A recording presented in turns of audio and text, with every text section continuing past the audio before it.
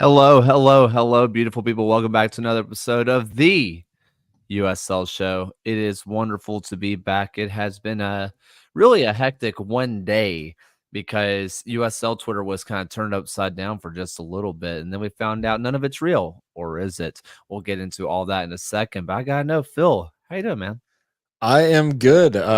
We celebrated my daughter's second birthday over the weekend. So we had a lot of family Second? and It has friends. not been that long. It has been 2 years. Is that not the craziest thing? I'm coming to grips with it. The whole yeah, there's a lot, but yeah. So we celebrated her second birthday, and it's been just continue to have fun. She's turning into, I don't know, I swear to God, she's like a 2 going on 18, but that's just where we're at. And yeah, it's been a blast. But aside from that, it was a fun little weekend in sports and a great chance for me to take a breather because Locomotive went ahead and got their business done on Wednesday and then took the weekend off. So I could just like actually enjoy some soccer without all of the added stress. So excited to talk about it. That's what I get to do this week. We Legion got their game and then we don't have another one till next Wednesday. So I enjoy not having to just watch my own team and get to fully watch everybody else without any interruptions and not have to catch up on it later. It's so exciting. I will say you did miss last week, and I wasn't even going to chirp you about El Paso Legion. It was only going to be about it really was just me and Ryan wanted to talk about the Reds beating the Cubs, and that's all we wanted to discuss. So Both would have you been fair game, and they both would have been, and both would have been fair. I would have accepted any criticism because I've probably been as harsh on the Cubs recently as anybody else. But yeah, um, yeah, it yeah. we'll save that for save that for another day. Yeah, that's another day conversation. Wrigleyville, really cool though.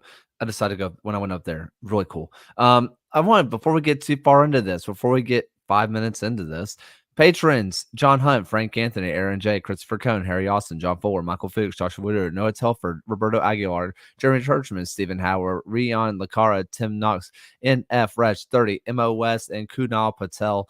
Thank you all so much for supporting us. Seriously, it makes everything easier with our trip coming out to Oakland, coming up in just under or just over a month. And we want to thank our wonderful sponsors, goals.tv. If you want to check out all things soccer across the USL, if you want to check out some stuff going on with more of the grassroots in League Two and MPSL, UPSL, they got more content coming out that. They got more women's soccer content coming out. If you are a big Euros person, a big Copa of America person, they got content coming out on that. I know nothing about international soccer. I'm not afraid to talk. I'm not afraid to say it. I know zero. So I've been diving into some goals.tv content because I know nothing about international football. None of it makes sense to me. It's all fake. So they are trying to convince me that it's real. And you should convince me that you've actually gone over there because you should sign up for the free website. Go to goals.tv. Thank you for sponsoring the show, guys. Phil, you know all about international stuff, I think, but I I do. I saw a meme earlier that talked about if someone is watching all of the Euros games and watching all of the Copa America, how your day starts at 6 a.m. and it's just constant until like 9 p.m. Well, sorry, till like 11 p.m. because it yeah, kicks off at 9 p.m. So yeah, it's gonna be a long summer. and that's fine. That's fine. Bring it on. Um, yeah, bring it on. Let's go ahead and hit the hard hitting news first. Last night, I mean, yesterday evening, rumor comes out on the old Twitter machine that allegedly Bob Lilly had interviewed for Nashville SC, which I had said on multiple occasions. I thought that Lilly fit what Nashville had already had on the roster. So it made a lot of sense to me. But then John Krasinski, who's over with Pittsburgh Soccer and the guys over at Mongols, like they came out and said they talked to people within Pittsburgh, and they said that conversation never happened. There's been zero contact. That said, I've had people within Nashville camp who was not just that Twitter account, so there has. So there's some conflicting information. Now, here's one thing I said on Soccer Down Here today that I want to throw out there. An interview in these terms may not mean that they were flown out and talked to. It could have been a phone conversation. And they said, "Hey, Bob, you want to take the Nashville job?" And he might have just said, "You guys suck. I don't want to join your team." And he hung up. And that's technically an interview. We don't know what the extent of conversations are, but there's conflicting reports. But if anybody is deserving of making the jump to MLS and be a head coach, isn't your 1A top of the list have to be Bob Lilly? Yeah, I mean, in terms of pedigree, in terms of like history in the game, obviously like a lot of his accomplishments, I guess people might say, are like in the lower leagues, but the reality is Lily's gotten results literally wherever he's gone. And I yeah, I think a team like Nashville, who is trying to right the ship, right? Like they're trying to get things under control. They're trying to find a little bit more steady foundation.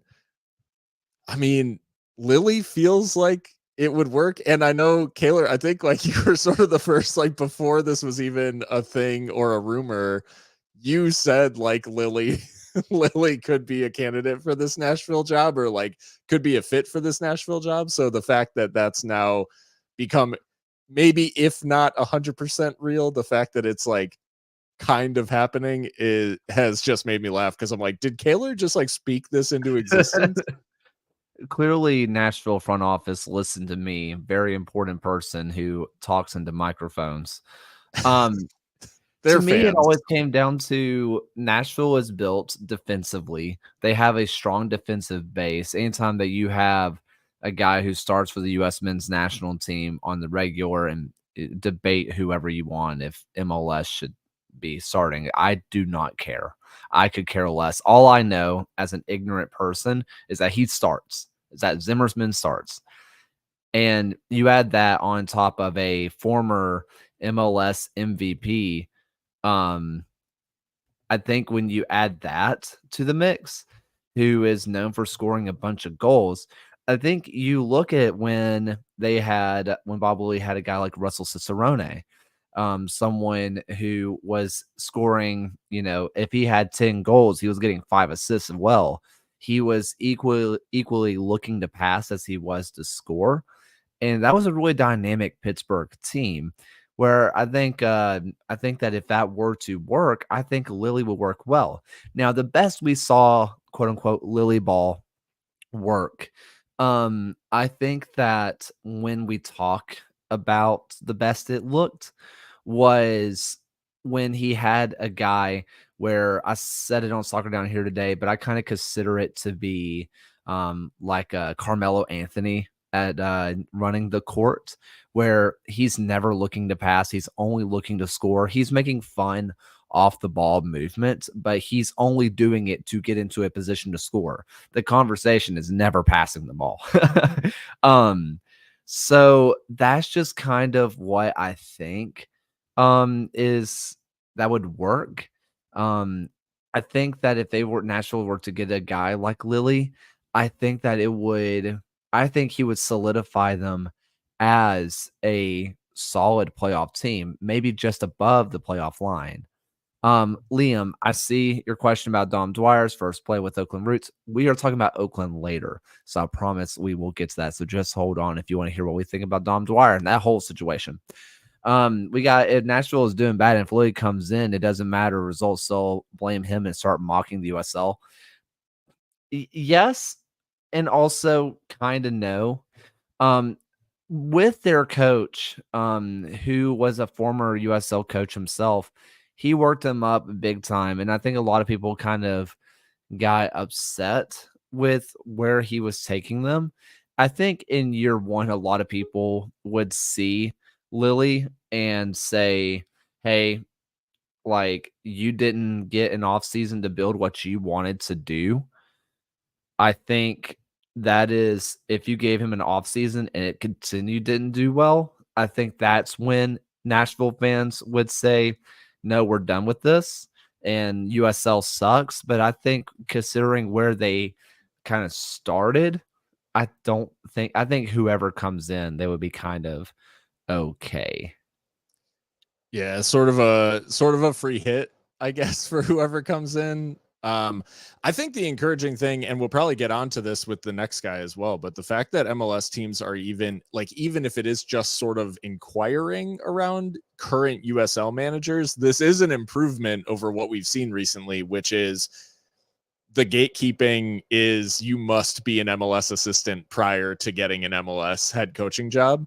And if that is softening even a little bit against USL managers, then to me that's a win in terms of just that coaching pipeline into MLS. Like USL to be, I think, like the sort of league that it wants to be, you need managers being considered for these higher jobs, and you need the USL to be considered a good enough like sort of proving ground for these managers to say like, hey, we should give them a shot at the top level. Brian Cook puts in here, if MLS teams lack one thing most, it's lack of an identity. Right or wrong, Bob Lilly has an identity in the sport. I talked with John Nelson on Soccer Down Here today. Um, Everybody, if you've been around long enough, has a Bob Lilly story.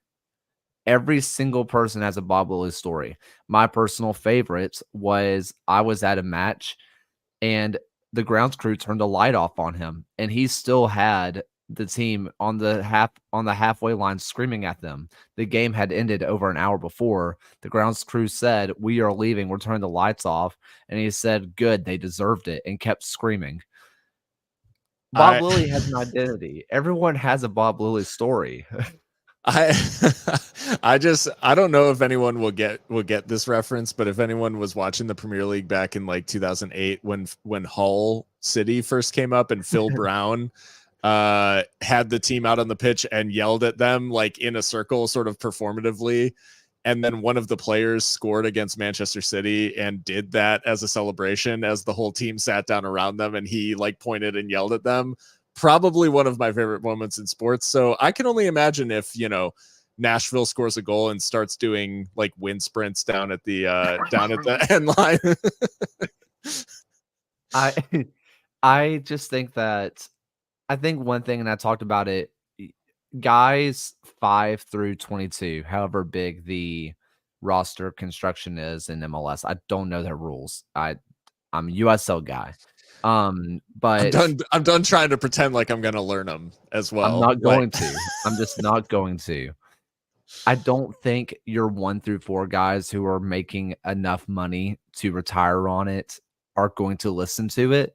But guys 5 through 22 or whatever, they're trying to keep a job. I think they would buy into the nose to the grindstone thing that Lilly does. I think that guys who are trying to not just play the sport, but retire as soon as they're done and don't have to do anything else, I bet they will. Um, Armin, we see your questions about Miami FC. I want to talk about this a little bit sure. once we get into multi ownership, which is going to be after this. We're going to talk a little bit about what is going on with Dallas, where USL Insight said, kind of going off full said, don't you think USL will always be a proving ground for MLS? Which Ben Hobson and says closing time is the way to get Bob Lilly out there, which please, for the love of God, someone just please play closing time as he's screaming at them. I think that is just pure comedy. But kind of going off here of the USL, let's talk about the next guy, Eric Quill. Based on just kind of some rumors going through, Eric Quill is being heavily considered for this Dallas job that has just come open. And when you think about it, he was a USL League One champion with North Texas SC. Um, he's been around the Dallas Academy. He's been largely credited with making that academy what it is. recruiting guys like Tanner Tessman, Chris Richards. I think Cervania was one of his as well. Guys who have gone on to Europe and have played for the U.S. men's national team. He is credited with bringing those guys and developing those guys. And if there's something we know about MLS, and this is not just MLS too. Think about Major League Baseball, the NBA, NBA a little bit less, but the NFL. They want you to cut your teeth within their organization, sleep on the couches, do the dirty work, get the coffee, start in the academy, work your way up, be the assistant coach, a la Warren Guerra and your Brendan Burke. Do the cut your teeth a little bit, then maybe you'll get a chance. Eric Quill's done that. He did it with the MLS system, with taking a 2-team and winning League One, Ricardo Pepi at the wheel. And if there's anything about Dallas, I think if you're FC Dallas, you're probably thinking he's been here. He knows what we like. He knows how to recruit the area. He knows how to bring in the kids. It feels like such a no-brainer, and there's a reason why the rumors are getting as loud as they are. Yeah, I mean, personally, as an objective fan with absolutely Zero. no skin in the game, I think that Eric Quill would be perfect for the FC Dallas job. And like, I think he really should be given this opportunity to leave New Mexico and go to Dallas. And please leave the Western Conference, because he's obviously right now New Mexico is like playing at a very high level. I think a lot of people had questions rightly around Quill when he first came into New Mexico, because it was like, is he getting enough out of this team? Like, is he really making any sort of turnaround? Is this changing what was going on there? And I think he's proven in the aftermath of Zach Prince, who is also extremely highly thought of and is a part of Troy Lessane's like setup. Yeah, I think Quill is showing right now that when he's got a full preseason, he can be extremely effective. I think the one question mark is like, is this Dallas job like a good one? Like, I don't like, does Quill stand to gain anything like by maybe even waiting for something better? But I think, in all seriousness, I think it's one of those things where he is going to be a little bit torn about leaving New Mexico, but at the same time, as a USL manager, like, we've seen plenty of really, really good coaches not even get a look, right, in Bob USL. Lilly. For how long? Bob Lilly. I mean, the name that obviously springs to mind as a Locomotive fan, like Mark Lowry. There's been plenty of guys who like don't really get serious looks from MLS while they're in USL. And for Quill being as young as he is, he's got the connections to the FC Dallas organization. It feels like it could totally be a thing. And yeah, I mean, the rumors out there are that he is seriously in consideration for the job. And unfortunately for New Mexico, like, and I do have genuine sympathy. Like, if he leaves during the season, that will obviously be a big blow to New Mexico, but I don't think you'd be able to hold it against him if it is for an MLS job. I think if there's one team that could handle it, would be New Mexico, considering Troy Lesesny did it before. Like, they understand the game. They've been a part of the game. They understand what it's all about. And I think if you're FC Dallas, I think that also kind of breeds a little bit of confidence that there's a guy who went from USL from New Mexico to MLS and is looking solid. And that FC Dallas, or sorry, that DC United team has other guys. Alexis Martinez was a former assistant coach down in Birmingham. He's the assistant coach there. Like, they have built kind of a USL coaching squad, and they're doing pretty well. If anything, that breeds a little bit more confidence into FC Dallas to make this decision. USL Inside does kind of bring up what you mentioned, Phil, of like, Why leave when the team is doing so good for a team that's brutally bad? Frankly, because if it's not now, it may never happen. Yeah. Like, you gotta go when they're the most desperate, because how many how many coaches have we seen in MLS get a chance, fall on their face, stay an assistant coach, or they can fall down and just be a head coach at the USL Championship or League One level again? The I moment mean, you have MLS. Lassane has already been fired once in Yeah, MLS, like, and he's now part of the club essentially. You know, like once you're in it, it's almost the I mean, it's sort of like the Neil Collins situation too, where it's like you get in the ecosystem and then you can sort of be part of the carousel for better or worse, but you can be part of the setup. the moment you have MLS next, or MLS coach next to your name, you can get a job in the United States wherever you go. Unless you have the biggest scandal known to man, and sometimes that doesn't even matter. Like, you'll get a Yeah. job Yeah. anywhere. If you get fired as a USL Championship coach, maybe you can fall down to League One. Maybe you can make an assistant somewhere. You'll probably be a college coach. Maybe. MLS just carries a different kind of weight, whether we'd really like to talk Yeah. about that or not. Um, Well, I think the two groups of people that you can, and there's probably more than this, but like the two main groups of people that when you talk about MLS, it is strictly, as Brian's putting down in the chat, it's like it is strictly better opportunity, better money, like career advancement, all this sort of stuff where for players and coaches, like you can't really begrudge them the chance to like further their career, further their opportunities, because it really does open more doors, and they flat out are going to make, they're going to make more money.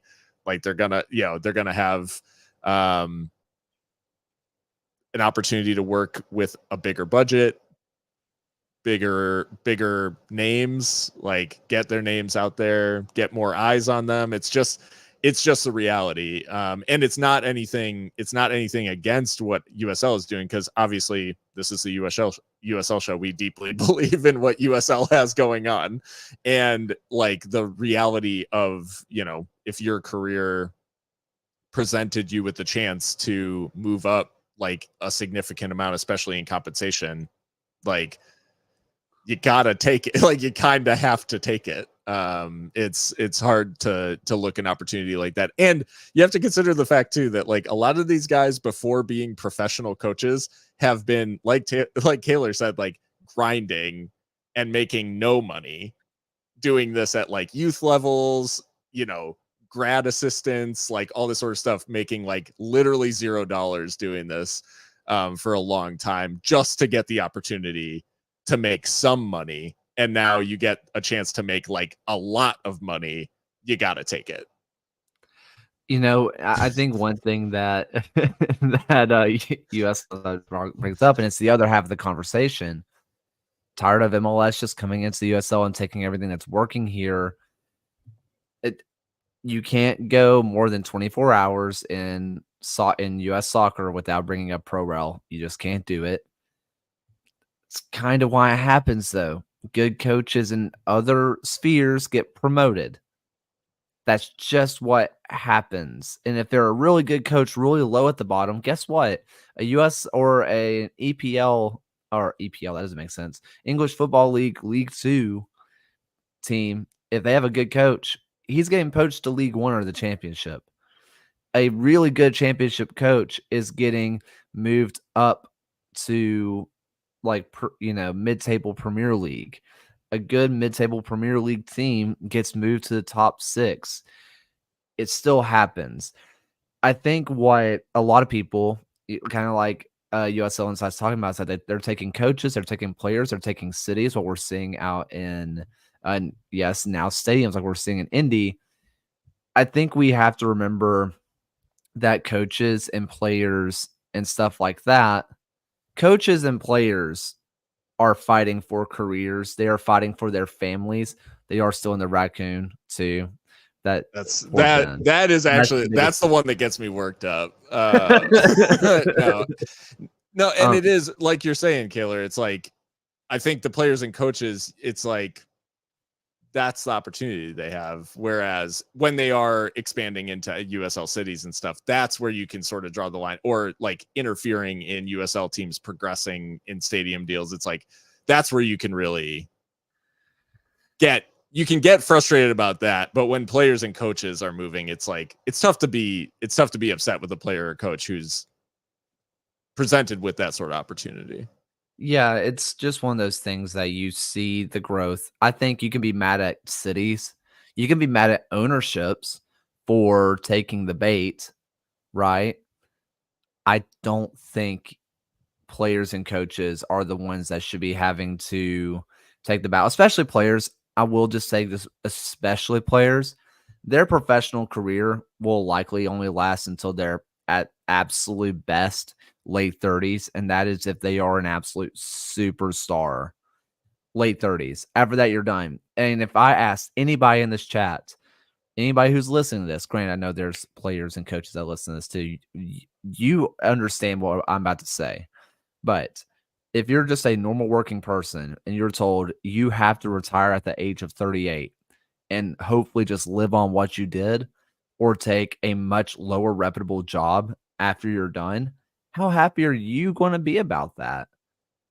Now, we can get mad at cities and especially what's going on in Indy. We can talk about all those stuff. We can talk about what's going on in Oakland. We're talking about Oakland later with Dom Dwyer.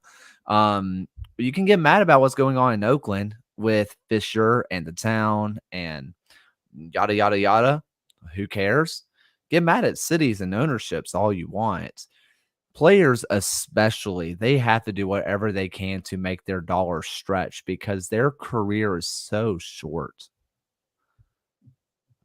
Yeah, I mean, unless you're James Milner and you're like a physical freak, who can play like into late 30s, 40s, like you're just you got to maximize what you can do. And yeah, I think in general though, the like to round out the conversation, I think the fact that we've got MLS or we've got USL coaches in the mix when it comes to MLS openings in a mildly serious way, I think that just suggests that the league is taking a step in terms of Yes. profile and in terms of, we've already had a load of USL managers poached for assistant jobs, right? Like this offseason was just everybody going to MLS for assistant jobs. And the fact that they're looking at current USL managers for MLS jobs just suggests that the level continues to step up and people continue to impress. And it brings more attention and eyes to the league. It's just the reality. I mean, Gio Savarese, I think, is like the best example of a manager going straight from second division up to MLS and having success. And obviously that was huge for Cosmos has its has its stuff, but yeah, Gio was like a fan favorite out in Portland and won MLS Cup, all that stuff. And it was cool because it was someone that had such a strong connection to the lower leagues as well. Let's talk about a little bit about ownership and just investments. Armand Mirza kind of brings up any chance the league steps in and does something about Miami FC. The Miami FC, don't disrespect, putting a pro am team out on the field and drawing 50 people per game and holding back the league when they want to be in MLS discussions. Follows it up with this is coming from someone new to Florida who adopted the Miami FC as my team as to not interrupt my Revolution fandom. Though these days not really watching MLS. Hopefully Palm Beach happens. I think that when you talk about ownership, and there's a reason why we're bringing this up, Phil wrote a really good blog post, which you should check out that I'm going to drop into the chat in a second. There's a lot of conversations with ownership.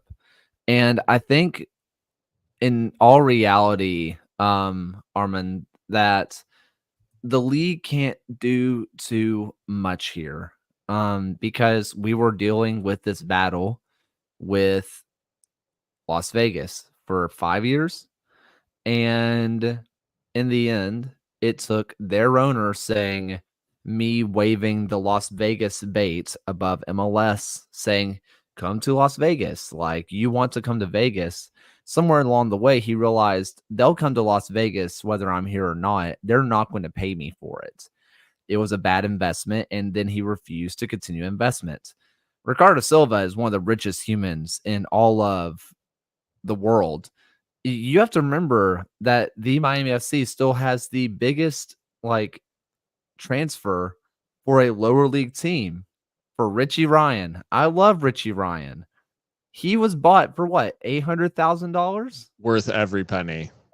Every single. I mean, I he's fantastic. I I love love Richie Richie. Ryan though. I'm so biased, but yeah, I mean it is crazy. It's crazy money for USL when you think about the fact that most MLS teams aren't paying $800,000 transfer fees for USL players. No, but what we're getting at with that is that the USL can't step in because in a true fair market, which we're not in, don't get it twisted. This is not an open system. There's again, we can't go too long without talking pro rel, but this is not an open system.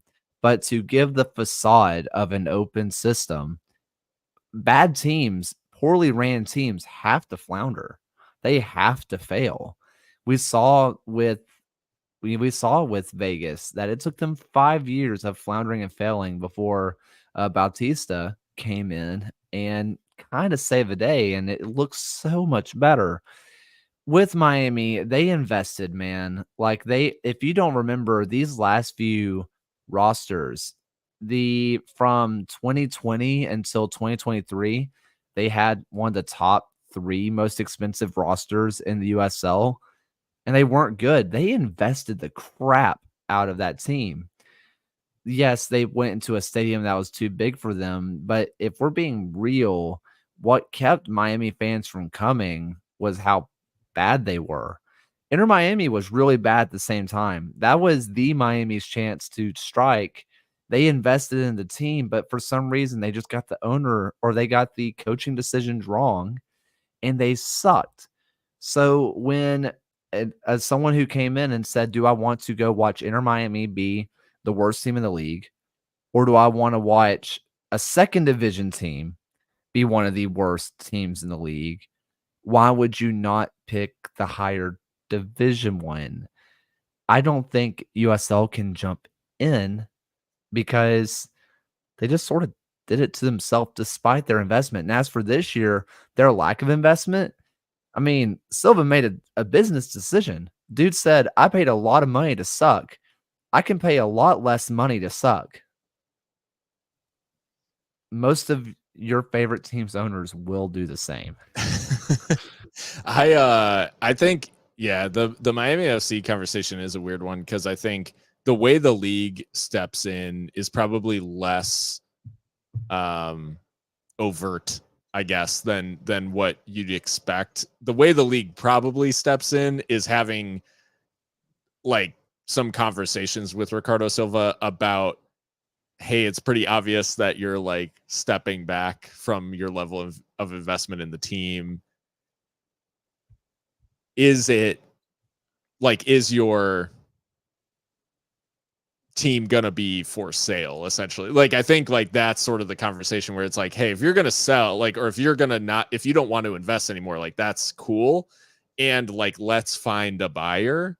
Because nobody wants to see a team just like die on the vine, right? Like, and No. that sort of seems like the way that it's going, where the alternative would obviously be better in terms of either finding someone who's like, hey, I really want to keep this team in Miami, make sure that it's viable, make sure that like we understand where we fit in the market, and what we can do to draw to start like earning some of the market share from Inter Miami, or take the team somewhere else. Like I hate to say I hate to say relocation because it's like the word, it's like an evil word, and I don't want anybody to ever lose their club. And like the connection between the city of Miami and Miami FC is like zero right now. So yeah, I think this is a tough one because Miami's got they had such a long lead time to like build genuine connection between them and their fan base, and they just never found like their actual fan base, and they never stayed good for long enough to build any sort of or to carve out any sort of niche like in Miami, aside from people who are interested in specifically in USL in Miami, like though, which is a very slim Venn diagram, unfortunately. Yeah, I mean, we talked about Palm Beach and stuff like that. I think that move is going to be really good for USL if it ends up going through. Yeah. The reason we want to talk about ownerships though, Phil, you wrote a really good article about kind of dual ownerships. And there's one example of this, and I kind of want to just bring it up and I'm going to look it up just to make sure I know what I'm talking about. But I'll go ahead and kind of talk the people through what you wrote about today. Yeah, so I wrote an article, and this is more focused on like what the trend that's been going on in Europe, but it is a trend driven by primarily American owners. So earlier this year, UEFA put out a study essentially saying like the amount of clubs involved in multi-club ownership, which is the same owners or investment group or private equity fund or hedge fund or whatever, owns multiple or not majority, but enough share in a club, like in multiple clubs, that they could be considered like they could be considered to have a significant influence on multiple clubs. Red Bull is a really, kind of the original example where they just went around starting clubs like or buying up clubs and renaming them Red Bull. City Football Group is obviously a very famous one. Blue Co, which is Todd Bowley, and Chelsea, like that is another one that's famous. And there are a couple of others that are maybe getting famous for like the wrong reasons, like 777 Partners, who are trying to buy Everton and like somehow failing to do that. But anyways, like there's a lot of these groups out there who are gaining stake in multiple clubs, and what they're looking to do essentially is find ways to run multiple soccer clubs like multiple entities of a business, where you can take sort of the assets from one and share them between all of them, where it's like, okay, we're going to combine all our scouting departments and combine a lot of our coaching resources, and we're going to share players because we're going to loan player X to club Y and all that stuff. And what they end up doing is they end up treating certain clubs in the structure as subordinate to other clubs. So the bottom line is that, like, take City Football Group. They sign a player called Savio from Atletico Mineiro in Belo Horizonte, Brazil. They assign him to Troyes FC in France. He's loaned to PSV for the season as like to get game time in the Netherlands. Comes back from that loan spell where he only plays 6 times, and then is loaned out after Troyes relegation, is loaned out to Girona this year, gets Girona to the Champions League, and he will now move to Manchester City this summer, having never once played for Troyes, who's also been relegated a second successive season. And you're like, this player was accounted for on their books, essentially, having never done anything for this club. And the fans are rightly pissed that they got relegated twice in a row under this new ownership. So the bottom line is that, like, they say that it's because we can create sort of like all, rising tide raises all boats, and like we get to share all these resources across all our clubs. But what sort of ends up happening is that certain clubs get kind of stripped of their assets to prop up the rest of the clubs in the system, the ones that are succeeding. So anyways, I just talked about the fact that it's like this system goes sort of one of two ways, where either these entities buy up all of the clubs in the world. There's currently, by this report from UEFA, there's about 215 professional clubs that are in multi-club ownership like arrangements right now, which is crazy. And that's just across the sort of the top divisions of Europe. And so either all of these like hedge funds and private equity funds like buy up every single soccer club in the whole world, and it's like, we end up playing sort of like, whatever American capitalism, where it's like, hey, I bought a Pepsi, or I bought Aquafina, and like they're owned by the same company or whatever, so it's like I just end up pay all my money goes to the same company, or people are going to get, as like has happened at Troyes, as has happened at a couple of other clubs, they sort of realize that they're the ones paying the price for Manchester City to succeed, or Girona to succeed, or whoever, and they start to get really pissed and they protest at matches. And like Troyes' last game of the season, or sorry, like second to last game of the season against Valenciennes, was abandoned because the fans would not stop throwing flares on the pitch, and it was a whole thing.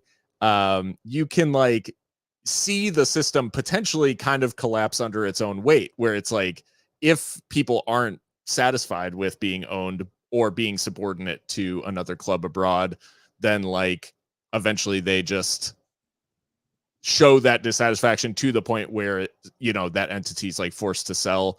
Or if they get it wrong, like some of these other entities where it's like, 777 partners are like insolvent and stuff like that, then they'll be forced to sell and be, and we could see clubs even put sort of in danger by these arrangements. So anyways, extremely long-winded explanation, but the bottom line is that with these arrangements, someone ends up paying the price for the efficiency that they're trying to build, and a lot of times it ends up being just clubs who end up being like the casualty in this, and the fans as a sort of an extension.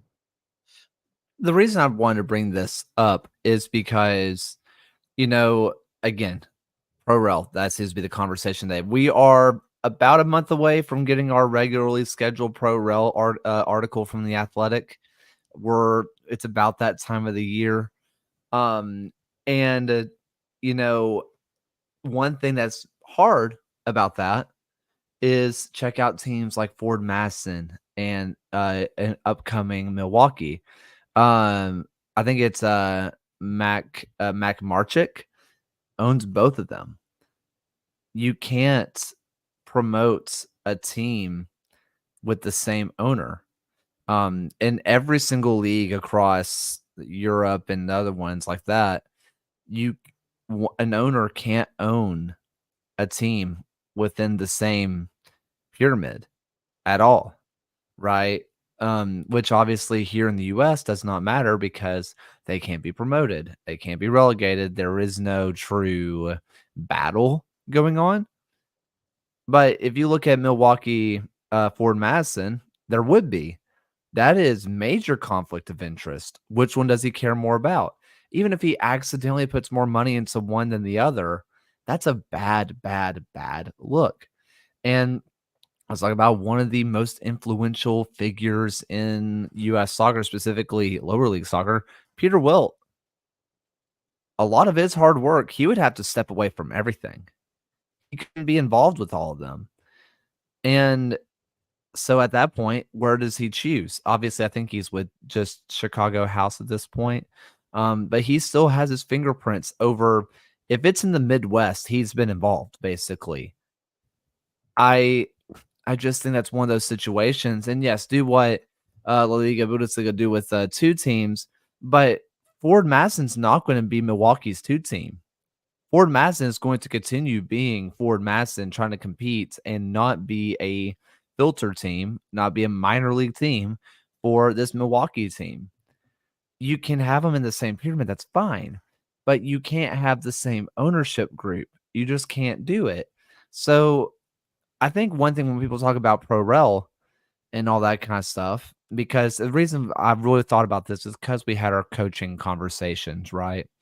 And a lot of these coaches would get chances at the top flight because they got their way up there most of the time.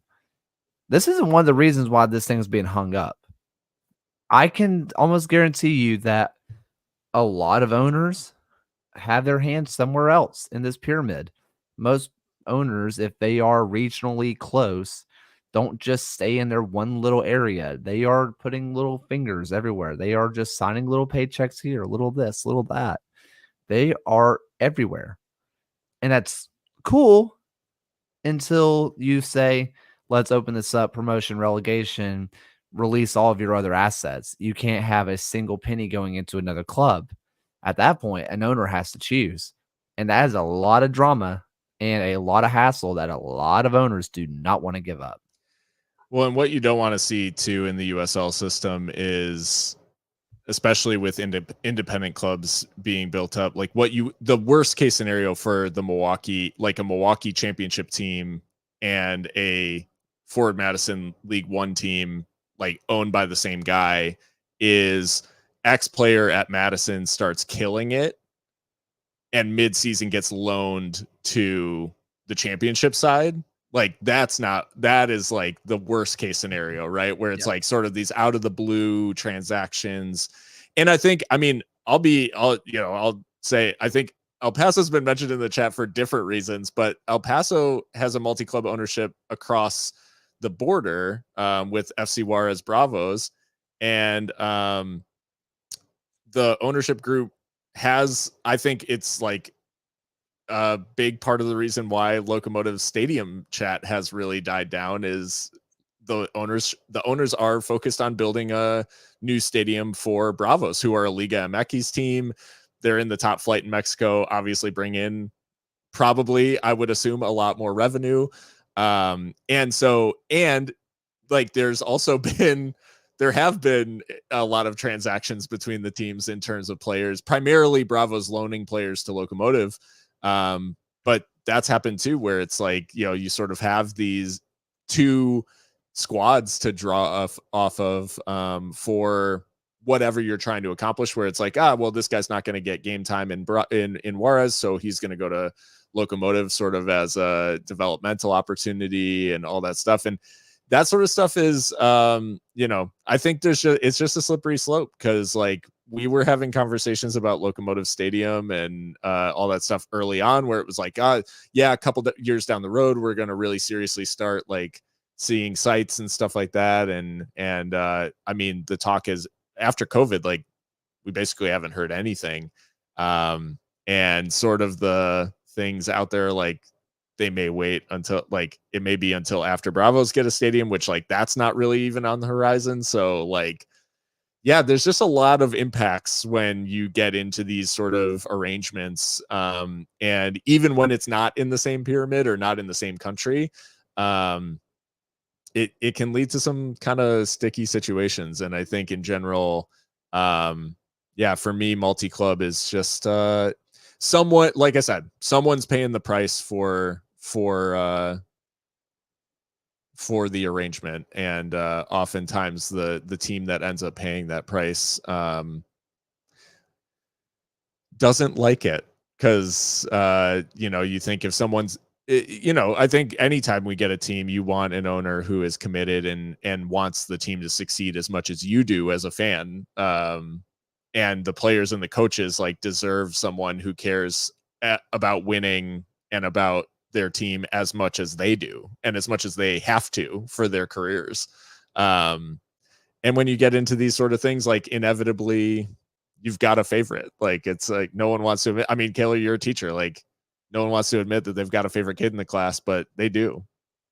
So like same with, I love all my teams equally. That's just like it's just not true. Not true. And you can't, because it's a business. Like you have to love all your teams according to their revenue. So because that's how it works. So yeah, for me, multi-club, it's just like, please don't.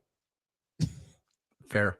Kind of speaking of teams paying the prices and tying in the coaching conversation, let's talk about an ownership that's been a little bit under fire after a coach decided to part ways. Let's talk a little bit about FC Tulsa from our good friend John Morrissey, USL Tactics. It's been a tumultuous 2024 season for FC Tulsa, one in which players like Justin Portillo have left, and one in which their system, a very narrow 4-2-3-1 shape, hasn't exactly hit the ground running. There have been moments of joy, especially when you've got Patrick Segrist and Arthur Rogers overlapping from the fullback spots at the same time. But given losses and absences, that just hasn't been the case often enough. That's why this weekend's win against San Antonio was so exciting to see for Tulsa. With Owen Dam at right back, Milo Yosef on the right wing, and Diogo Pacheco at the left wing, Tulsa played a much more expansive game in which their wingers finally felt liberated to go at their opponents, to widen out and stretch the defense. You're seeing here, as Tulsa possesses in the final third, how Segrist and Dam, the fullbacks, could play a little bit narrower, could sit in a little bit to try and dictate play and open up the defense, drawing defenders up and allowing Yosef, for instance, to get on one-in-one situations like you see there where he crosses in. That was really the goal for Tulsa all night long. They're still a direct team, one that's trying to play longer passes into Stefan Stojanovic and Philip Goodrum in order to enter the attacking half, but the way in which they varied from there, the way in which Yosef was able to actually hug the sideline, not play inverted, was absolutely crucial. There were also, because of that effect, Tulsa was also able to press with a little more efficacy. You're seeing it here where Babacar Jallo, instead of playing as a winger, can activate his size, activate his strength, and drive at the defense with a takeaway. This play doesn't end in anything especially exciting for FC Tulsa, but it's emblematic of a different sort of approach that they brought to the table on Saturday night. Will this approach maintain itself over the course of the season? Time will tell, but it's still nice to see something positive for a Tulsa team who hasn't had it easy across this season. So let's kind of talk about what's led us to this point, right? We talk about coaches leaving. It's pretty much all but confirmed at this point that when Coach Gavin Brett left, the Tulsa players had something in their contract that basically said if the coach leaves for whatever reason, we can leave too. Now, whether it said if Gavin leaves for MLS, we're out of here, who knows? But there was clearly something in there that said if he's gone, we can go. And they had one of the craziest just falling outs that you've seen. Like you had Adams get up and go, Nate Worth, who we talked a lot about on the show when that move happened about what in the world is going on with Tulsa. I can't remember who it was. He was just in the League 2 or League 1 finals with Crawley. He got sold over there from Tulsa. He went from Jeremy Kelly. Jeremy Kelly, thank you. Granted, I think that one wasn't even a fee. I think they just let him go for free. And then you have this Portillo, stuff that comes up. And you're just like, man, Tulsa's on fire, and it feels like nothing is working out. Arthur Rogers gets hurt, and you're like, man, between Adams, between Rogers, between all these other players like Portillo, between all these guys that you're like, we built this team around these guys to win a championship because on paper they looked incredible. We can't overstate that. Going into this season, there was a lot of belief that they could compete at the top of this Western Conference. Dom kind of steps in. Dom. John said Dam, but I thought it was Dom. Who cares? He steps into Arthur Rogers' role, and that's some of the biggest shoes you could ever fill in this league. And he's done a really good job after having to really cut his teeth this year. Tulsa looked really good, but before we get to this side of the conversation, I also think there is a bit of a San Antonio precursor that goes along with it. Yeah. I think Tulsa did look good, and I do want to give flowers to Diogo Pacheco, who has not played that much for Tulsa this year. Gets 2 goals, and the first goal, which showed in John's tactic show, and if you didn't get a good look at it, like go back and watch it again, because the couple of touches that he takes to score that goal are just like of the highest quality.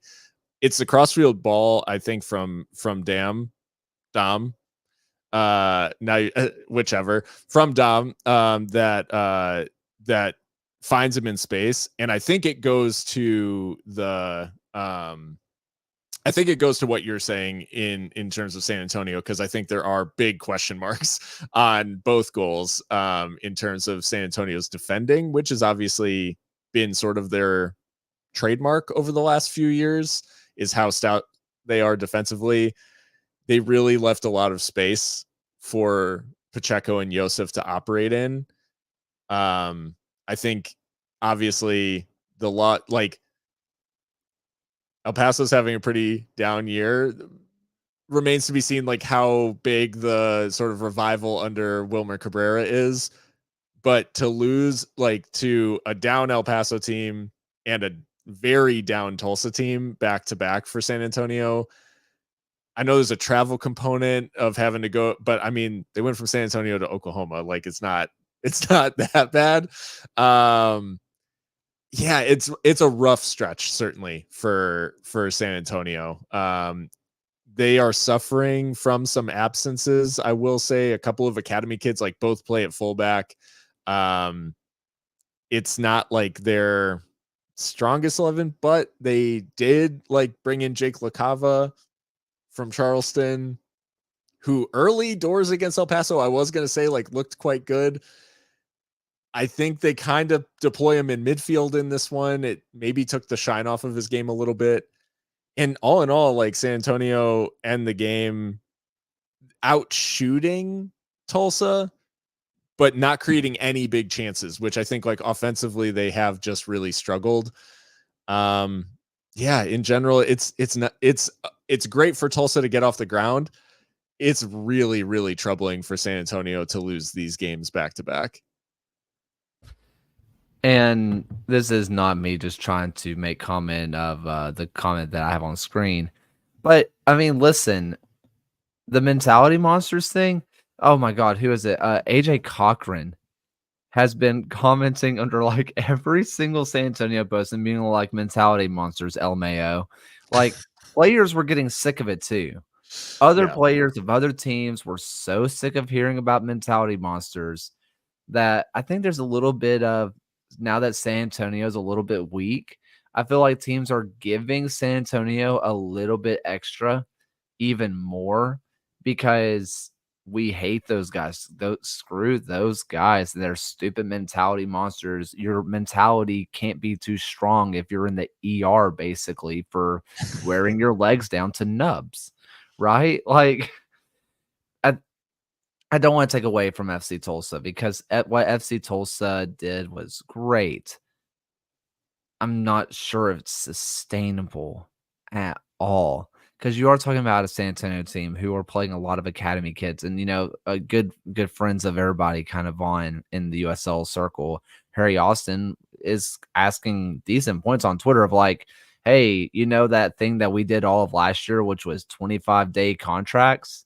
Can we do anything to just put 19-year-olds on the field and not 16, 17, 18-year-olds? Can we get someone who's been to college once to play? Like, we don't even care at this point. And I think it's a fair question if you're San Antonio. Last week, I came out kind of hard on Marcina because I was like, I didn't even know if Jake LaCava was going to play, because I just figured that he was just going to play the same three players until they died. And then you're like, all right, Jake, your turn. Like, I'm not really sure if this system, this idea that they kind of play with, and they're not the same, we're going to possess 30% of the ball and you're going to like it. Because I think a lot of people got caught up on that possession number when they won it all. If you remember, and if you don't remember, go find, like, replays. When they had that ball for the 30% of the time, it was fast, it was lightning, like, and it was dominant. It did not feel like they had the ball 30% of the time. It did not feel like you were just putting pressure on them. Despite the fact that they did not have the ball, you were fighting for your life the entire time. And that just kind of, I kind of hate to throw out the old adage of, like, work pail, you know, first one in, last one out kind of guy. Um, when you build your whole team on that, you run them thin. They can't hold on to that forever. It's just physically not possible. And Marcina never really changed. And this team is suffering. Yeah. I mean, table wise, they're down to 6th, I think, but they have less wins than like all of the teams below them except El Paso. So it's just like it's just a tough. I think it's tough right now for San Antonio. They're not in a great spot. That is a couple of tough losses to take from like teams around them, and yeah, big questions being asked. I think the biggest question being like, where are the goals coming from? Because Agadella's gone a little bit cold. Mbongwe like doesn't really seem like the answer. Um, Lacey's been like dangerous, but that's about it. Like he looks more threatening than he is, sort of. And it's a Jorge Hernandez like banger into the top corner in the 90th minute. That is the only consolation in this one. So yeah, I don't know. It's tough for San Antonio, and I think yeah, when you look at the last couple of performances, you're just kind of left scratching your head about like where do the wins come from for this team from here on out. Maybe I'm too Brexit ball, play the 4-4 effing 2 for my own good. Maybe I'm too simplistic. But if you have a big guy like Juan Agudelo with a fantastic touch who's really good at holding up the ball, why do you not go 2 men up top, let him get the ball and play the fast guy in on goal? Like, if it feels like such a layup that there has to be something that I don't know. Yeah, tactically it felt like, at least against El Paso, it felt like Agadelo's job was just to try to get somebody sent off. Like he was just kind of scrapping with everybody. And it almost worked, to his credit. Like it, I mean, he He's was such a pest. He's a definitely getting under folks' skin. But aside from that, yeah, I don't think they really yeah, they didn't create much. And in this game, like I said, 16 shots, but no big chances. And aside from the Hernandez goal, like you just can't even really pick out like a big moment of offensive quality that would have gotten them 2 goals. So it's just, yeah, I think it's a combination of things where like the personnel available plus a team that may be a little bit low on confidence and definitely low on fitness at the moment is just suffering. Let's move on. Early in the show, we got the question about Dom Dwyer's first appearance. Did not play for Nani FC. Can confirm did not do that.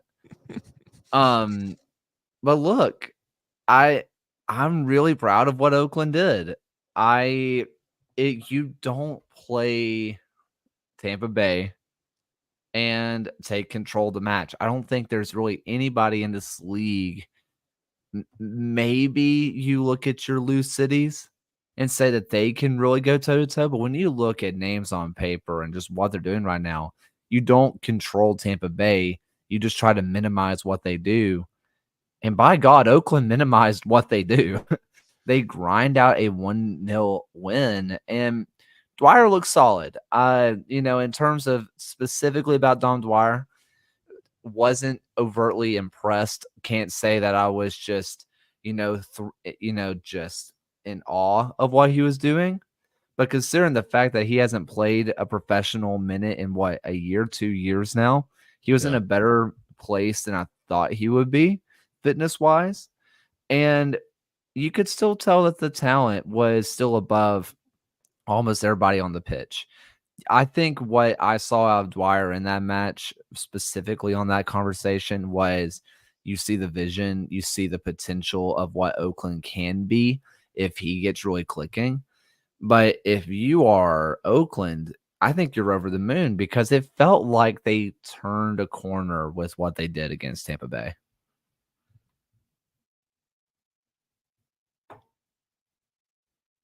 Uh-oh. Is Phil gone? Don't tell me that his internet's just randomly switching again. It could be. This might be edited out in post. Maybe it won't be. We're going to find out in just a little bit. What's up, Edson Ochoa? If you are listening on podcast player, Phil has frozen on me.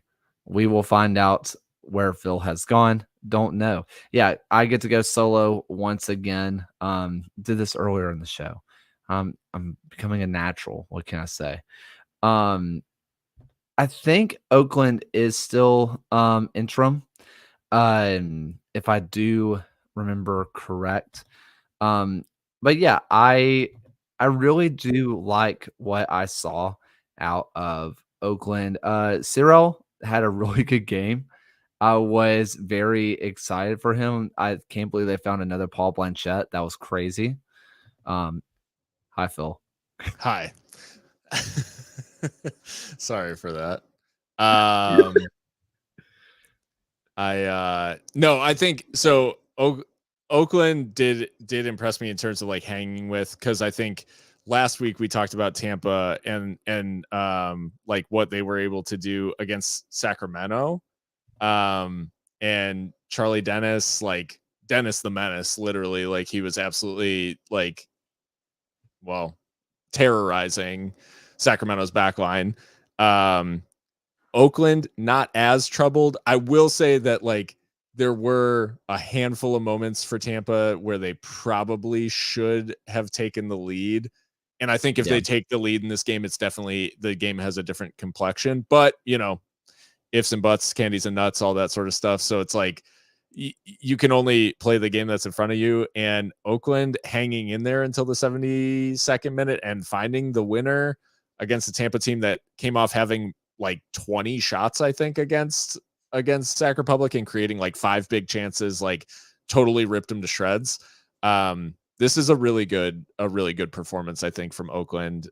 It's a great result, but I think it was coupled with a good performance. And in the end, it's a moment of quality from Memo Diaz to find Cedeno a couple yards out, and they just took the big chance basically that they got against what is a very good Tampa team that is, you know, we should mention, like, suffering obviously with Lasso's like season-long injury. There's all kinds of stuff going on, and traveling to the West Coast, not the easiest task. But that being said, like they did the business against Sacramento, and Oakland made it a lot tougher on them.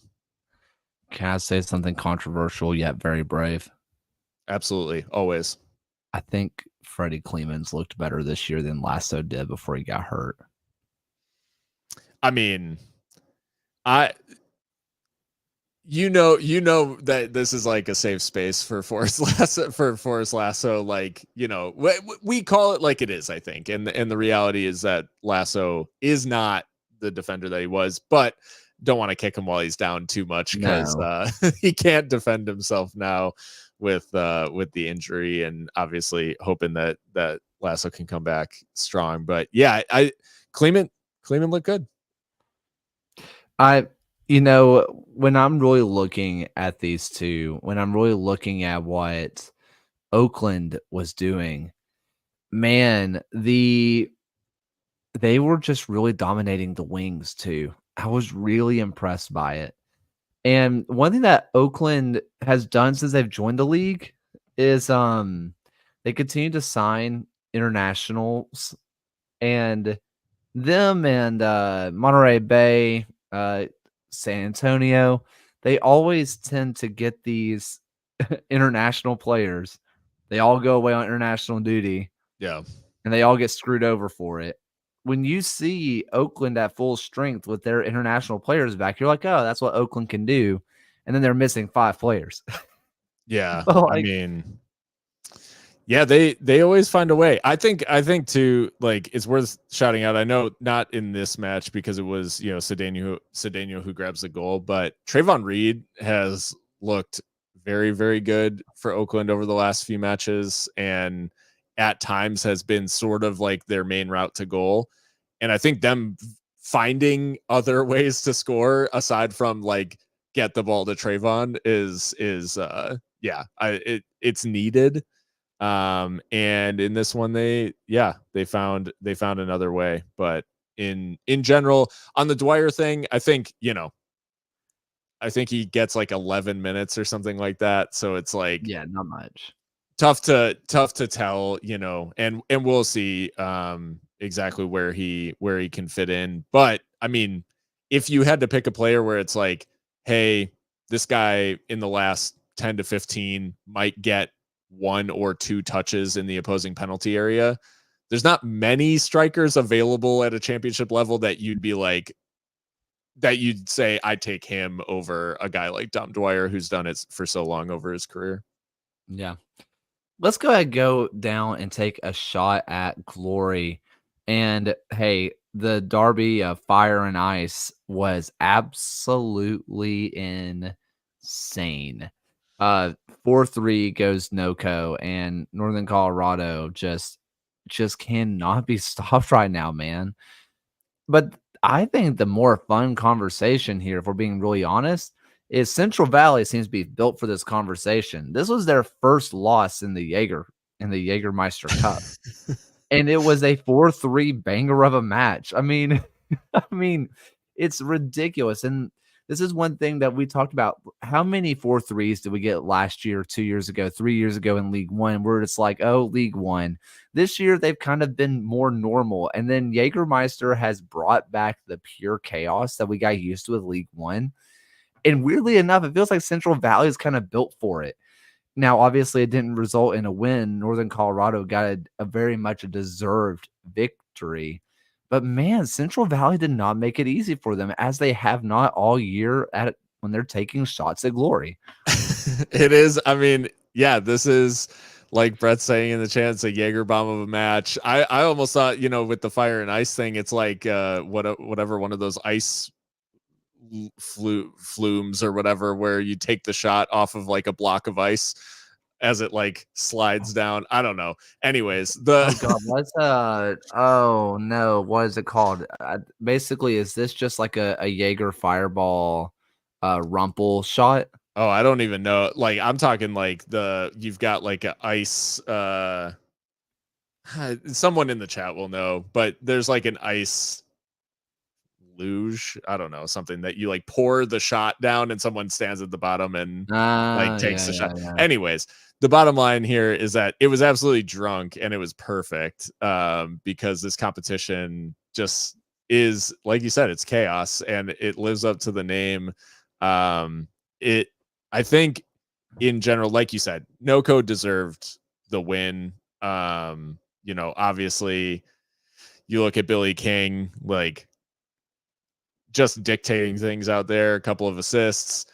The whole match though was like, I can't imagine like someone like Alan who watches the games on like 1.5 speed to like catch up or whatever.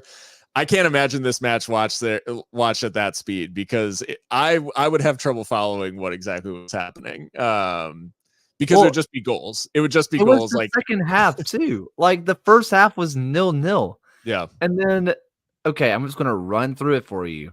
Rendon, he is conversation the hottest player in the league right now.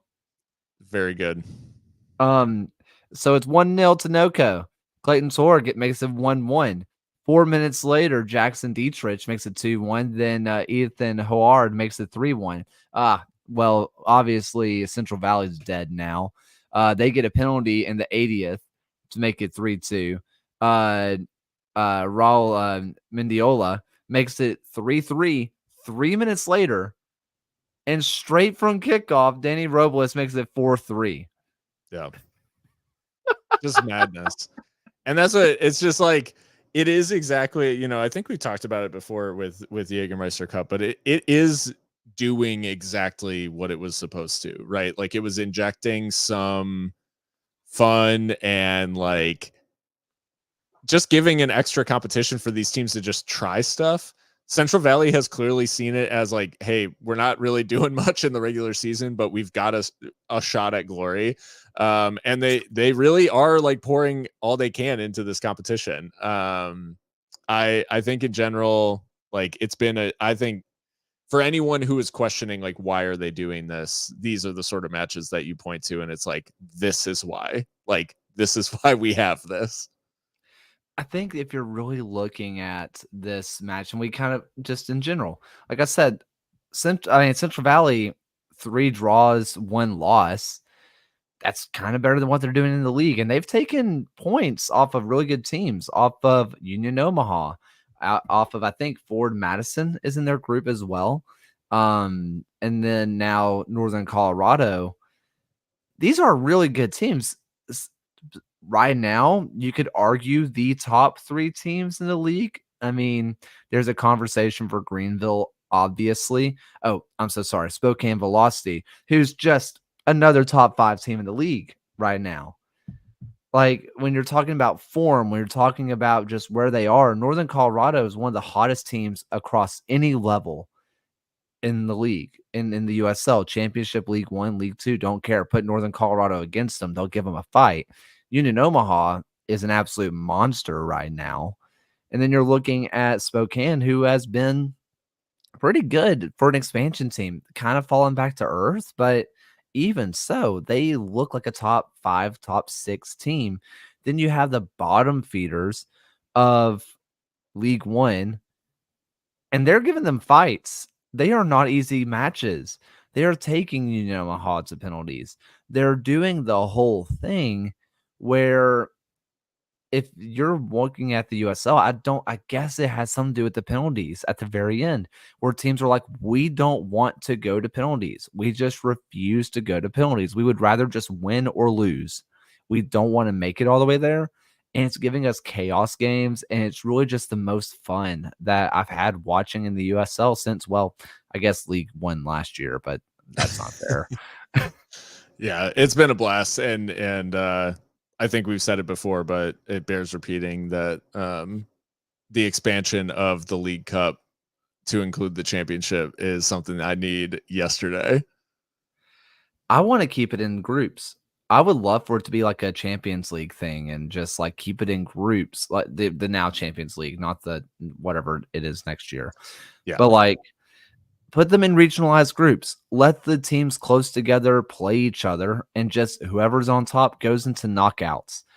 I think that it would just bring so much chaos, a little bit of extra eyes, and I think it would just be so much fun. And that's just what it's been. USL Inside does drop one into the chat of what are the biggest rivalries in the USL. You can't start off the conversation without, I think, immediately saying the Henny Derby. Like Richmond, Madison is as premier as it gets. I think that conversation starts and stops with Henny Derby. From there, I mean, you can name any of your regional rivalries and you can have a conversation. New Mexico, El Paso is one of the more intense, like heated ones from day one. It was nasty. But and it was put into the pressure cooker of COVID, where they yeah. played each other like 8 times in 2020. So it just got like intensified to a different degree because they got put in the same whatever regional group in the COVID shortened season. But in the end, I just think that you're looking at I just think you start and stop with Richmond, Ford, Madison, man.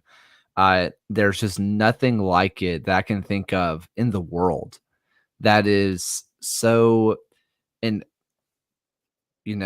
just kind of, I'm a white guy talking about the Henny Derby. I leave it for Kyle and Yogi, who are with Walkin' 90, who are with their own River City, and I think Kyle might be with Talking Flock. I don't think he is though. He might just be Walkin' 90. I can't remember off the top of my head now. But those are the guys you talk to about it because they can tell you everything about the nuances of what it truly is. It's the only black derby that we have in the US, and really you don't see it in Europe anywhere. It's so special. Yeah. LIPAFC is fun. I do, and it's a fun name. I think the fans hate each other more than the players get involved with it, to be honest. But in terms of rivalries, I think there's a lot of good ones. Coming up though, we have a no-cal derby. I did find out there is not a name for it, so I did not feel stupid when I did not know a name. It's because there isn't one, because everybody has the interstate insert number derby, and they're like, we don't really care about that. Thank you, Rion. But let's talk about that just a little bit as we are getting into the predictions part of tonight. I want to go ahead and start off with Sacramento, Oakland, not the one we'll go to, but the original fixture. This one in the den of the abominable. One who can beat Tampa Bay and one who cannot. Oakland walks in with their head high, and Sacramento kind of looking to get back on track at home. It's funny because I just praised Oakland a bunch, and I talked about how Sacramento couldn't deal with Tampa, and I have Sacramento locked for this one. Unfortunately, the reason though is the one key thing that's changed for Sacramento in the interim is the addition of Justin Portillo. I loved what I saw from Sacramento in their game last weekend. I think they are starting to get more out of that attacking duo too. Trevor Amon started on the bench, and I think it did do some good in terms of like Kieran McKenna getting a little bit more of the ball. He is just like classy in front of goal. And what this has really done for me is like Sac Republic now has a little bit freer midfield by allowing Nick Ross to not have as many defensive duties. And when you've got Luis Felipe and Justin Portillo sort of managing things, like they're clogging up the midfield, I just think they're going to make it extremely difficult for Oakland on the night. And the quality that Sac Republic ultimately have up top, I think is just going to be too much. The thing is though, that and I feel a little bit nervous locking them, is that they always seem to find a way to sort of mid through some of these games. Yeah, I just think oh wait, did I say Kieran McKenna? I probably was talking about the Ipswich manager, huh? Yeah. I meant the Kieran other Phillips. guy, Kieran Phillips. Sorry. Yeah. Kieran McKenna's going to go out there and score goals for Sac Republic. There's a reason why he didn't sign his contract. It's because he was in negotiations with Sacramento. Yeah, it turns out he's not going to be managing Chelsea. He's going to be playing for Sac Republic. Anyway, so yeah, Kieran Phillips. Sorry, the quality he has on the ball is next level. Yeah, so I'm a little nervous locking them because they have a way of just being average in some of these games, but I think I think Sac Republic with this Portillo edition, they just feel, I keep waiting for them to really dominate, and I think it is coming. I think a game where they truly knock someone over is on its way. I mean, I said on Twitter, and I love Roto Lopez. He kind of liked the comment, or he liked the post I made, and it was basically like, when Sacramento chooses to be good, they can't be beaten. The issue is Sacramento just knows they're so good, and I'm sure they try, but there are matches where they show up in the first moment that they have the ball. You're just like, uh-oh, Sacramento is here. And for a no-cal derby, it kind of feels like they sort of have to put on a show, especially considering that, everybody knows that the next time they play is going to be on CBS. You can't go into that saying we lost the first leg. That's going to be the entire talking point on one of the biggest games in all of USL's schedule. I took Sacramento. I want to believe in Oakland because, like you said, I do think what they did was they could replicate it. I think they could really shut down what Sacramento does. Man, I know Tampa Bay just beat them at home, but you just don't take the away team in Sacramento. Yes, Tampa Bay did it, but that's so dumb. You just don't. I'd taken Sacramento. Yeah. I want to hit a couple of League One, then we're going to go back to the championship. let's go ahead talk a little bit about let's do Madison versus Tormenta. Madison, hot, hot, hot. Tormenta, like they are really just riding the wave of, Ford Parker is back there. Please save us. They've had a couple of moments of shine though throughout the year where you feel like they're just one moment away from clicking, but it just hasn't fully happened. Can it happen against one of the top teams in the league? I'm picking Madison. I do think they've just taken another step for me, Madison, in terms of, it's like we've had times in the past where they've gone on like some nice runs. We've had times in the past where they've been sort of in that middle of the pack conversation of like, yeah, they're like outside favorites, or they might be dangerous in the playoffs. This year they have taken a step into that more elite level of League One. And I think they are truly the one of the most serious sides, and up there in that conversation. So yeah, I think the Mingos get the better of the Ibises. The iBuy, Ibi. Sure. That can't be it. It's that can't be it. definitely not, but I said it. Man, it's so hard for me to pick against Ford Madison. Sousa looks incredible. Shipman has done the thing that I've been begging him to do, which is take a step forward. I thought he was the weak link on the team, and this year he's stepped up. Mel has been pretty good. Cruel has been pretty good. It's hard for me to see them really being beaten. That said, Tormenta has looked solid recently. Yes, they lost 3-1 to Greenville. Kinda who hasn't? They lose to Richmond, which you want to get that one back. But in general, I just think that Ford Madison just has more, frankly, of the Jimmys and Joes to get it done. That said, I'm a big Lombardi fan.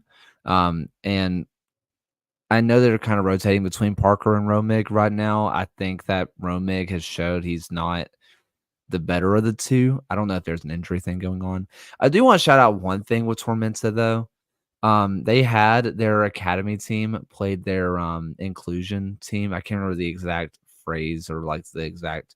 I think it's their unified team, where people of different like mental, physical ailments played against their academy team, and I love that from Tormenta so much.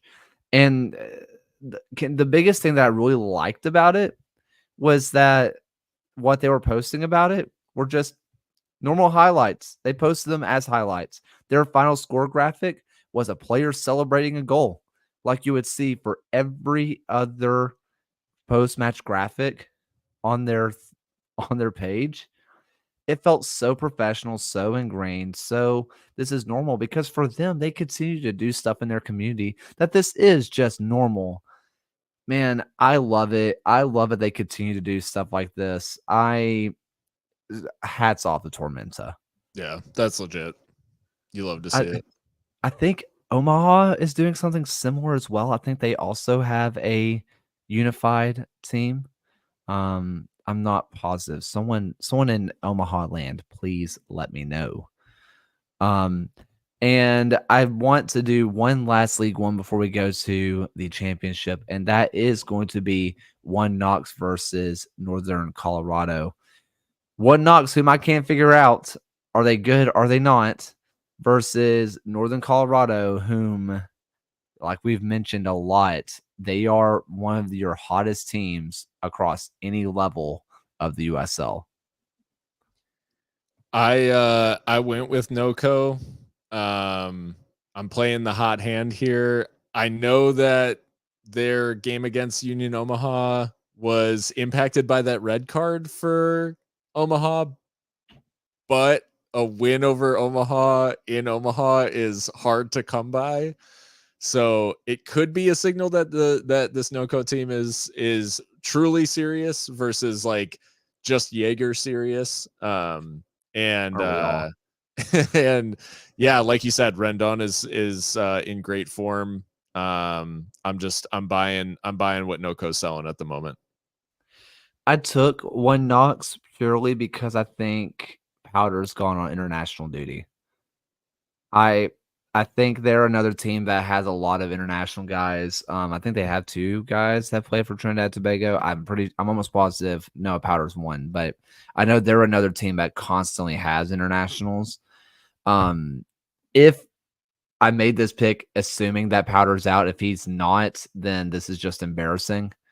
But I think that him being gone causes enough disruption in what they're doing over on that right wing side that Wanos can take advantage of it. But I also think that if you're NoCo, if if one of your players being out for international duty is what causes you to not be picked, I think you're also pretty happy because you know he's not going to be on international duty forever. He's back. So I think you're okay. I am trying to see for sure whether he got called up or not. But anyways, I know he got called up. Now, Yeah. whether he's still going to be on international at that time, I don't probably, know. but So we'll see. we will see. Let's go down back to the championship now and go ahead and get to some of these other matches. If I can find whatever the heck I sent. Here we go. The Fail Caesar Derby. I'm sure that Detroit City fans don't call it that, but it's always fun to see Pierman go back to Detroit and give a big old Fail Caesar as Detroit City goes and takes on Charleston. Detroit City gets a big win over Rhode Island. They looked dominant while doing it. Meanwhile, Charleston on the low cannot buy a goal right now. Who you got? I have this one as a draw, sort of because of that. Just the goal scoring form for Charleston and Detroit City. I think what I liked about the win against Rhode Island is that what they were doing felt very familiar in terms of they were really doing a good job of exploiting wide areas. We know that Charleston's strength, I'm not saying that they have a weakness out wide, but far from it. Charleston is still an extremely good team, and I think they'll still be extremely dangerous all season. I think avoiding and keeping the play somewhat away from Aaron Malloy, like in the middle of the park, is sort of the way to do it. And the way that they were exploiting wide areas against Rhode Island did just make me think that, hey, like maybe this Detroit team is sort of finding their feet again in terms of where the goals are going to come from.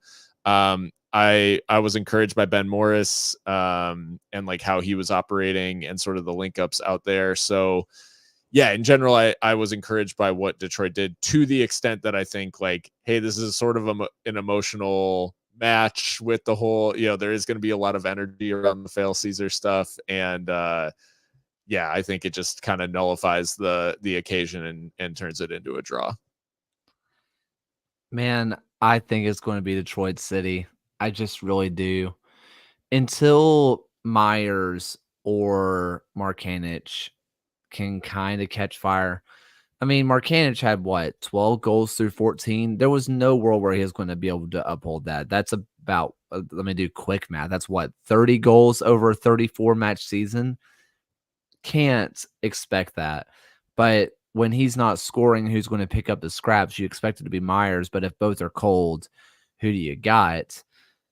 I'm sure they're going to be fine. Malloy is the best set piece taker in the league. And so anytime he's standing over a corner, anytime he's 40 yards away, anytime that he's 20 yards away, I think you can legitimately say that the ball has a 50% chance to going into the back of the net. He delivers a ball to his player's forehead every single time. He puts it on frame every single time. I think Charleston's going to put on pressure. But man, thinking about the juice that Keyworth is going to have. They got to win again. And, you mentioned Ben Morris. He looked solid again. Like, he looked like the guy he could be. I'm taking Detroit, honestly, purely because of the Northern Guard. I kind of hate to say it like that, but this is just one of those matches that they're going to make Charleston miserable because they make everybody miserable. But the extra juice that this game is going to have, I think if you're in the Detroit area, I think you find a way to make it to this one. If you've been on the fence, this is one I think you go to because I think that it's going to be otherworldly level of atmosphere. I have been putting in the work to try to convince my wife to go to this game. So because we're about 45 minutes down the road, so I'm trying to make it to this one. Yeah, and yeah, in general, it'll be interesting. Now Charleston could go in there and blow them out like 6-0. Who knows? And I don't think anybody would be shocked by that either because Ben Pureman, is just going to have the guys fired up too. I mean, it's just one of those. It's just one of those kind of matches. Do a couple more before we call it a night. And I want to look at our Tampa Bay versus Louisville. I think a lot of people would say this is the marquee match of this week. Tampa Bay, who, again, skid a little bit. Lou City, who looks like they may never lose again. Even then, this is just always one of those matches where it doesn't feel like it matters what the form is for anybody. It's going to be a 1-goal game, and we're going to see top of the top talent go against top of the top talent in one of the best locations in the league. It's going to be a must watch, but what can they expect, Phil? I picked Tampa purely just for the drama of it. I think it's so hard to pick between these teams. Louisville is obviously like smart money, I think, just because of the streak they're on. They like you said, they don't look like losing anytime soon. They were probably even a little unfortunate with just winning by the 1 goal over North Carolina. It was pretty lopsided. That being said, Tampa has a history of nullifying Louisville in some of these matches. There's been and if Tampa can take anything from that game against Sacramento a little bit ago, it's that when they play top teams, they can really, really look a cut above. A lot of this will depend on the battle at fullback. I know I talked about wide areas for Detroit City. I think that the fullbacks in this one are going to be challenged on both ends because it's going to be both teams trying to get down the wings, trying to get people involved. And so I think, the likes of Bodley are going to be really important if Tampa's going to get a result. And I think important for Tampa too is to just obviously kind of get ahead of the crowd really getting into this one. And if they can get on the score sheet first and sort of keep it from getting into this crazy, because we've seen teams let it get away from them essentially if Louisville takes the lead. And it's happened on more than one occasion where a sort of normal game turns into a blowout quite quickly. So yeah, I'm taking Tampa, but I think it's more of it's gonna ride on a knife edge, this one. I'm taking Louisville. I think no matter what, I would take the home team. If it was in Tampa, I'm taking Tampa. If it's in Louisville, I'm taking Louisville.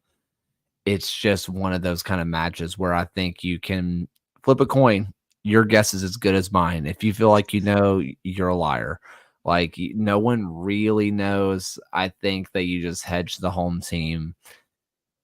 But man, Tampa does have a little bit of that villain in them. Not like a Phoenix, but they just have a little bit of the we get up for the big stadium kind of team. And if there's anybody that could go into Louisville and do it, you do back Tampa to be one of the few.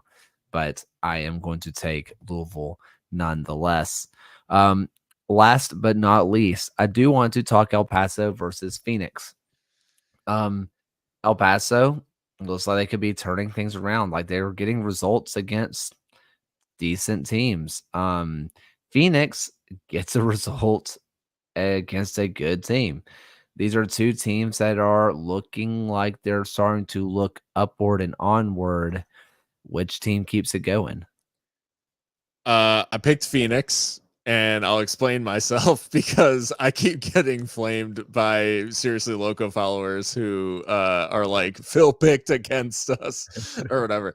I'll explain my reasoning, and that is talking to Wilmer Cabrera last week, which if you haven't listened Great to our episode, by the interview, way. yeah, appreciate that. We got a chance to talk to Wilmer, and he is a really great interview. And he talked about the fact that like watching the game against Charleston, where his first game in charge, they win on the road against a very good Charleston team. And then the home game against Birmingham, he said it was like really shocking the difference of how the team plays away versus how they play at home.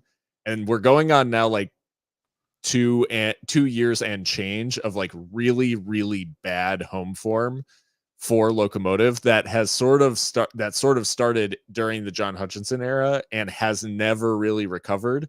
Their record at home is abysmal, and this team is genuinely like nervous to make mistakes or like lose at home, and they end up playing like so passively, as I think we saw against Birmingham. So yeah, for me, I can't pick this Locomotive team at home until they show that they've gotten over whatever the heck is going on, like when they take the field at Southwest University Park.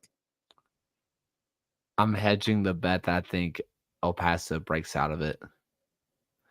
Man, yes, we talked San Antonio. What does it really mean in San Antonio? We had a whole segment on it today. But God, I believed in what they did. I really believed in what I saw with El Paso. Eventually, the home form has to break. It just has to at some point. It can't go on like this forever. I'm hedging that this is the game. I like what Formella is doing for Phoenix, but I do feel like he's kind of just been a one-man band a little bit at times. I'm going to back El Paso despite the home form telling me otherwise. And I think like to say on the Phoenix side, I did like what they were able to do last week. But that being said, the way it played out and the way that like Formella scored those goals, I would say in general there was some night like a little bit naivete from Orange County and like letting Phoenix get down the bylines and all that stuff, get down to the end line and cut it back. So I'm hoping that they're not as repeatable in terms of like getting into those sorts of areas. But yeah, all things considered, I just think like I'm hoping a little bit that, as last year, I can maybe reverse jinx El Paso out of poor home form. But yeah, if I was going to be wrong against anyone, I'd love for it to be Locomotive win at home to Phoenix, because that's the other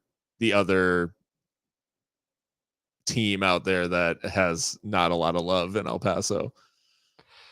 Does Phoenix have a whole lot of love from anybody in the Western Conference? I guess when you're that good for as long as they were, no one really likes you. I guess if anybody doesn't care, it's probably Monterey Bay. Monterey Bay kind of came in and Phoenix was just fine. Yeah, Phoenix was average by the time they got here. It's like someone who became a Premier League fan after like 2013 and is like, why does everyone hate Man United? They're not even that great. It's like, yeah. Fair. Final USL thoughts for you? No, just yeah, I'm excited. Hopefully I can get to this Charleston game, because it would be in Detroit, just a lot of fun. And but aside from that, I think we've about covered it. For me, one of Legion WFC's former players, Ashlyn Sarepka, gets signed for Carolina Ascent. She had originally gone to Europe and I think scored, I think it was 14 goals in 12 games in Europe. And they brought her back to her hometown in North Carolina, which is cool. So it's nice seeing a former Birmingham player get the promotion of semi-pro to pro. Now I just wish that Birmingham socials would acknowledge that because that's a major accomplishment for the academy to get a professional player. So I wish they would do that, but I'm so proud of Ashlyn. She is one of the most talented players I have seen, just a natural in front of goal. I saw her 3 separate times last year um nutmeg a player for a goal. I like went between someone's legs and for a goal 3 different times, and not the keeper, a defender. And I'm like, you're just not even trying. You're just having fun. You could have scored this regularly, but you chose not to. She is just different gravy. Ton of fun. Excited to watch what Carolina does. Them and Tampa Bay Sun might end up becoming my adopted teams because of players that they've signed. So That's awesome. Love to see the hometown connection. also, we didn't talk TST. Don't really want to talk too much TST, but USL had some pretty good showings. Like a lot of former USL players, Dom Dwyer, no, had a lot of good showings in the TST, so that was fun. I feel like almost every team had a large USL contingency, so it was a lot of I remember that guy, and for Tampa Bay Sun, it's like I can't wait to watch more of her. I like when I was watching the Sun, I was like, man, we get to watch them this upcoming game, like this upcoming season. It just made me really excited and really nostalgic. Yeah. Pretty wild too when I think this kind of happened last year too when Newtown Pride won. But I love in the end that it is like sort of the from nowhere team that wins the whole thing, right? Like it's not Nani and yeah. So I will say like fun tournament and yeah, plenty of USL representation too, so it's pretty cool. Final thoughts for the night? Um House of the Dragon starts on Sunday. And I'm gonna be deep in that. Like that's gonna be appointment viewing every Sunday night. And yeah, so I'm back on the HBO train there. And aside from that, it's gonna be I'm getting extremely excited for our trip to Oakland. So that's all I'm going to talk about for the next like however long it is. It's like what, a month and a couple of weeks. So Yeah. yeah, that's it. I mean, it's getting to the point where it's sort of distracting from my like normal life because I'm just very very excited for that. I'm trying to plan a flight right now and figure out how I'm going to get to. I can't believe I'm doing this, an Oakland Athletics game. Because I have a book that my wife gave me for Christmas. Because my goal since I was a little kid is go to every single ballpark in Major League Baseball. Well, one of them's about to be taken off of the off of the rotation, and I have one chance to go see it.